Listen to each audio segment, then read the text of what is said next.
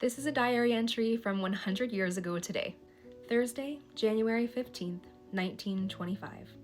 Folks all went to Grange last eve. Mrs. Bacon came up to spend evening with me. Frank R. went to Dartmouth basketball game. Dart versus New York University. Dart won. Went to bed about 10:30 or 11. Mrs. B went home about 9. Frank came about 9:30. Frank and I studied a while, and then we went to bed. Basketball today, per usual. Had backboards today, also yesterday. They are much better. I like them a lot. Okay, I think maybe I understand who Frank is now. I think Frank might be her brother, and then I think Frank R is a different Frank. Because she says, Frank came home about 9:30, we studied a while, and then we went to bed.